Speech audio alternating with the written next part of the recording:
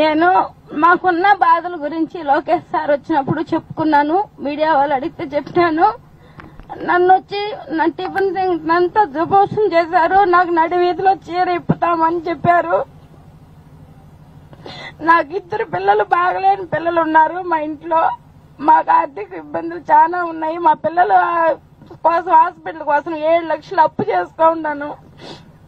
దానికి కేవలం వడ్డీ కట్టడానికే నేను టిఫిన్ సెంటర్ పెట్టుకున్నాను. ఇప్పుడు మమ్మల్ని 1 సంవత్సరం పాటు ఊరు వదిలి పొమ్మంటున్నారు.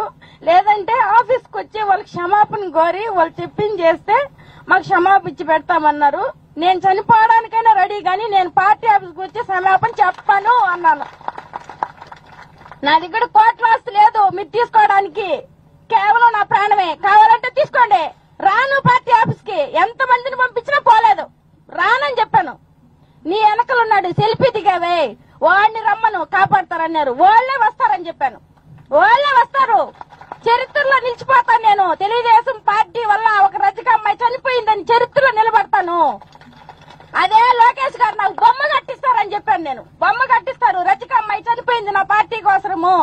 ఈ రోజు ఎన్టీఆర్ ఫోటో ఎట్టుందో అట్టు నా ఫోటో వస్తుందని ధైర్యంగా చెప్పాను నేను. మా ఆయన భయపడి రాపోదాం, క్షమాపణ చెప్దాం, మన బిడ్డలు ఎత్తుకుని ఎక్కడికి పోదాం, ఇల్లు ఖాళీ చేయమంటున్నారు, మనకి ఎవరు ఈరు ఇల్లు అంటే చెట్టు కింద ఉందాం, చెట్టు కింద ఉందాం, వాళ్ళ పార్టీకి రాను, నేను క్షమాపణ చెప్పను. అందరూ భయపడ్డారు, మా తమ్ముళ్ళు చెల్లెళ్ళు అందరూ భయపడ్డారు. ఎందుకక్క నిన్నేం చేసేస్తారో ఏం చేసేస్తారని. మా వాళ్ళు ఎవరు శ్రీకాళహస్తిలో ఉండే రజక సంఘాలంతా పిరికి సంఘాలు. ఆ పార్టీ అసలు ఏం చేయకూడదు సార్. మీరా శ్రీకాళహస్తిలో రజకులకి ఏమి చేయకూడదు, ఏమి చేయకూడదు. అంత పిరికి పందులు తొత్తులు, అంత ధైర్యం లేదు. అసలు ఎవరు బతకూడదు.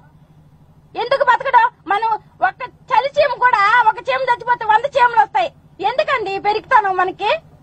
నేను ఎవరి కోసం మాట్లాడాను? నా కోసం నేను మాట్లాడినా. ఇప్పుడు మనం ఉన్నాము ప్రభుత్వంలో, ఎక్కడైనా ఉన్నాము, మన మనసులో ఉండేది బయట పెట్టడానికి స్వేచ్ఛ ఉన్నది కదా.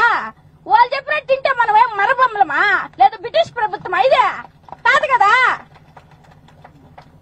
ఏమంటే చాకలది ఏం చేస్తుంది? చాకలది అంటే చాకులోలంటే ఏమని? చాకులోలంటే అంత ఈజీయా? మీకు బట్టిన గురికంతా ఉతికి గెంచి పెట్టి ఉతికి ఆరేసి వాళ్ళం మేము. చాకులోలంటే ఏమే పలాందని చెప్పు. చాకులాలంటే ఏం అంత చులకనా? అన్న చెప్పినట్టు పొద్దు గుడ్డలు దామేసి రిటర్న్ మా డబ్బులు అంటే ఏమమ్మాయి రెడ్డి గారు రాలేదు అప్పుడే వచ్చావా? రేపు రాపో, ఈ రోజు లేదు. ఎంత 1 కేజీ బొగ్గులు, 1 కేజీ బొగ్గులు వచ్చి 150 రూపాయలు తీసుకున్నారు, 60 తీసుకున్నారు, 70 తీసుకున్నారు. మేము కష్టపడట్లేదా? ఇవ్వట్లేదా? అందరికి ఉంది సార్ స్వేచ్ఛ, సాగులకు మాత్రం లేదు సార్. నాకు అదే బాధ. మేము లాడ్జీ దుప్పట్లు ఉతుకుతా ఉన్నాం, అది తీసుకొని ఎస్టీ వాళ్ళకి ఇచ్చేస్తున్నారు. ఆ లాడ్జీ దుప్పట్లు మేము ఉతుక్కొని నెలకి 8,000 వస్తుంది. అన్ని లాగేసుకొని వాళ్ళకి ఇచ్చినారు. ఏ కులస్తులకు ఆ పని ఇవ్వాలి కదా. ఆ పని లాక్కొని మీకు కన్వీనెంట్ గా ఎవరు 5 లక్షలు ఇస్తే వాళ్ళకి ఇచ్చేస్తారు. అది 5 లక్షలు మేము ఆడ తెచ్చేది, మేము మీరు గుడ్లు ఉతికే సచ్చేదానికే సరిపోతున్నది మాకు. ఎక్కడొస్తుంది మాకు 5 లక్షలు? 7 లక్షలు అప్పు చేసాం మేము. ఈ రోజు 2 రోజులు ఊర్లో లేకపోయే కొందికి మా చుట్టాలకు అందరికి ఫోన్ చేస్తున్నారు, ఎట్టెళ్ళిపోయినారు ఆ చాకలాళ్ళు, మేము 7 లక్షలు అప్పిచ్చున్నామే, బాండ్లు కూడా చెల్తాయా చెల్లవా, ఎవరన్నా చంపేశారా వాళ్ళని, ఎవరన్నా అండర్ గ్రౌండ్ కి పంపించేశారని మా బంధువుల ఇళ్ళకంతా పోతున్నారంట. కావాలంటే మా కిడ్నీలైనా కడతాం గాని ఒకరు బాకీ ఎగరగొట్టే వాళ్ళం అయితే కాదు. మేము మా బిడ్డలనే బాగలేని బిడ్డలనే పెట్టుకొని సాగుతున్నాం. ఒకరు అప్పులు మేము ఎందుకు ఎగరేస్తామో చెప్పు. నాకు పెళ్ళి 28 ఏళ్లు, 28 ఏళ్ళలో ఎప్పుడు అంత కష్టపడలా. ఈ నిన్న వచ్చేదానికి మేము ఊరందరూ కాదు, మాకు డబ్బులు లేదని ఎట్టొస్తుందో ఏమో అని చూడండి. నా మంగళసూత్రం అమ్మేసి 5,000 తీసుకొని వచ్చాను.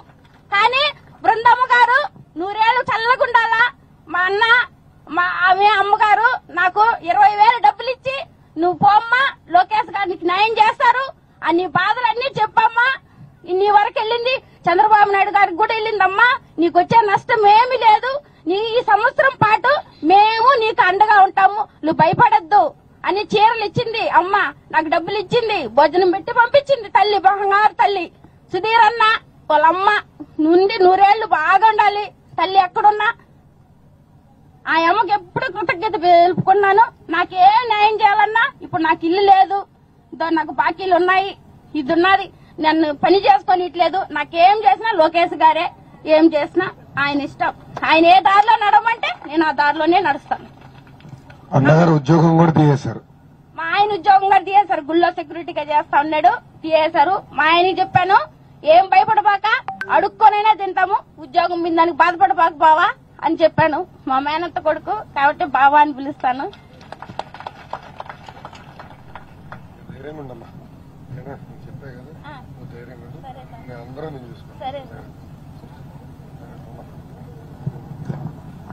థ్యాంక్ యూ అమ్మా.